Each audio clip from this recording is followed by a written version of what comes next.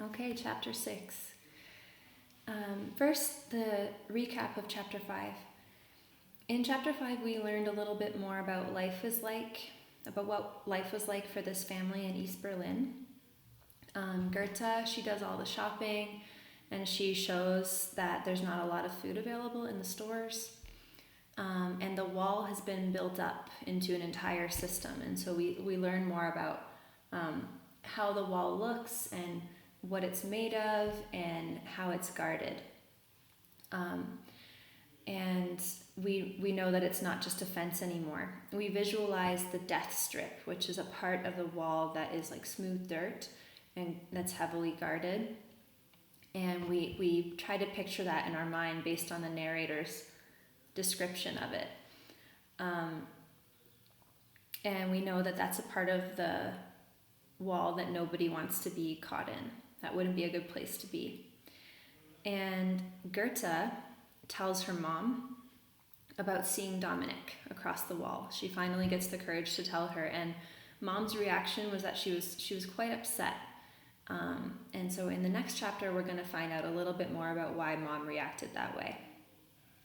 Okay, let's start chapter 6. It was a Beatles night. Fritz lay on his bed, staring at the ceiling, while I sat cross-legged on the floor with a book I had just given up on reading. In the background, John Lennon harmonized with Paul McCartney as they sang philosophies of love in a language I barely understood. If it weren't for the Beatles, I wouldn't have known any English at all. So the Beatles were a very popular rock and roll band in the 1960s. They're still popular now, but that was kind of when they were a huge deal. For me, it's the lyrics. Fritz had taken an English course in school and spoke it much better than I did. The things they write could never be played here. Of course not, I said with a smile. It'd corrupt us. And she means by corrupt that it would make them think about evil or wrong things. Personally, I preferred the tunes, although mostly I liked the Beatles simply because we weren't supposed to like them, or for that matter, even know about them. But all the kids did, Fritz's friends especially. The boys smuggled in albums we weren't supposed to have. That means they brought them in from the West. They illegally stole them into the West somehow, to the East. The boys smuggled in albums we weren't supposed to have, and pictures of shiny Ford Mustangs we'd never own, and the girls got fashion magazines and colorful beaded necklaces to hide under their mattresses. So I wonder if you could think about why Fritz and Goethe love the Beatles so much. What does that represent to them? What does it mean to them to listen to Western music? Even though she never stopped Fritz and wouldn't turn anyone in, Mama disapproved. She wanted us to buy the censored albums instead. You guys know what that word means. From our Read Aloud, Ban This Book. Mama wants them to buy the versions of the Beatles that have certain words and ideas taken out of the songs. But that missed the whole point of rock and roll. Nobody wanted approved music. I wondered if maybe Mama wasn't angry that I had seen Dominic. Maybe it made her sad, because nothing she could do would bring him home again. I never should have told her about Dom at supper, and I never should have yelled. Fritz must have been thinking that too. Mama loves them as much as you do, Goethe. She misses them so much it hurts her to talk about them. You can't be angry with her father. You can't be angry with her that father is gone. He was right, of course. I didn't want to be angry, but sometimes it was the only emotion I understood. I missed my father singing to me at bedtime and the earthy smell of his coat before he left for work each morning. Sometimes he snuck a kiss from my mother when he thought no one was looking, and it always made me giggle. I even missed Dominic, the way he used to tease me and hide my dolls and jump out from behind corners to scare me. Those were good memories now. Our family was like a house of cards in a stiff wind, and when it became too much to feel the pain of our collapse, all I could do was become angry. So I want to stop here, and Goethe's using a metaphor, house of cards. That's a common expression, and it means that something is very fragile, like it could fall over really easily. Like imagine I had like playing cards and I built a little house with it. It'd be very easy to knock it over. So when something is like a house of cards, it means it's fragile. Can you think of something that you know of that's like a house of cards, something fragile, easily destroyed? Okay. We need to get to the west to be with them, I said. There's got to be a way through the wall. Of course there is, but the only way to know for sure is to try, and there's a high price for being wrong.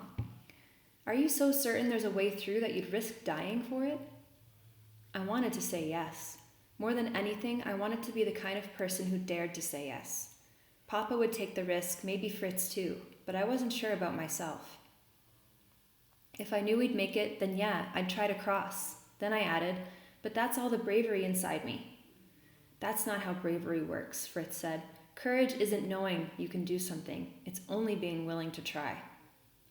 His voice trailed into silence, and the record player spat out static in the gap before the next song began. The needle on the player was going dull.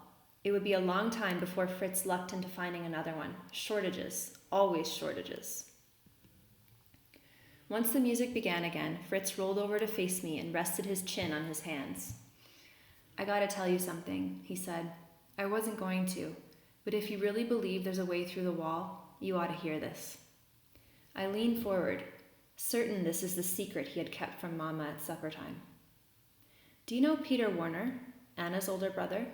Sure. I didn't know him well because he was so much older. He was away at the university, but I saw him occasionally on weekends. As the first in his family to attend a university, Peter made their parents very proud, and they talked about him all the time. Peter is going to the West tonight. Nobody knows about it but me. I sat up straight. Not even his family? They'll be furious. He hopes they'll understand and maybe even be happy for him. I paused, letting that sink in. Then I asked, how's he getting out? Some students in the West got a pass to come to East Berlin for a museum tour. They're going to smuggle him out in their car. It was specially designed just for that reason. I shook my head. It sounds dangerous. It is. But where we live, walking can be dangerous. Talking is dangerous. For you and me, being the children of Aldous Lowe is dangerous. That's why he never sends letters. Just because of who our father is, they probably watch you from the moment you step outside of this apartment until you get inside again. If the chance came for me to leave the same way Peter is leaving, I'd take it. I wonder if you would take the chance if you were in their position. I felt a pinch in my chest. It was one thing to think about Anna's brother leaving, but I couldn't imagine if Fritz left too. Would he just disappear like Peter? I was about to ask when a knock came to our door. Fritz looked over at me and with a stern voice said, "Don't say a word about this. Don't make Mother responsible for knowing."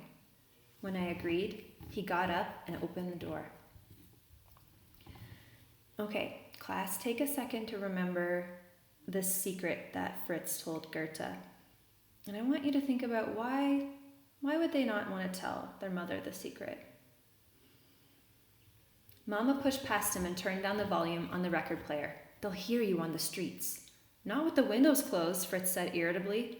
"Besides, the police has better things to do than confiscate teenage music." That's another way of saying that they could take it away. Confiscate. "And how do you know that?" "Only because they haven't come here yet to do it, that's all." Fritz nodded and then switched off the player. Neither of us was enjoying it now anyway.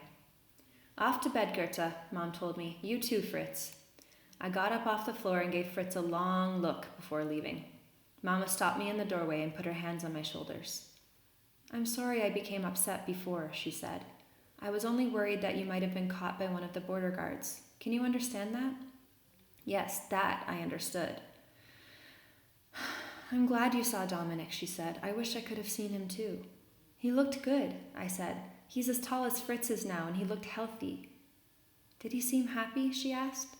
I didn't know how to answer that. He must have ached about the divide in our family, just as all of us here did. But he was also free, and I wasn't sure he would give that up, even to be back with us again. So I only shrugged the question away, which seemed to be enough for her. She kissed my forehead and then said, "Now, Good night and sleep well." I wished her a good night too, but I knew there was no chance of sleeping well. Sometime in the next few hours, the brother of my best friend would vanish into the west. I whispered a prayer that God would see him there safely, and then carry his family through the storm that was sure to follow his disappearance. Okay, that's chapter 6. What do you think about Fritz's friend leaving to the west? Is that a risk that you would be willing to take? I can't wait to see what happens next.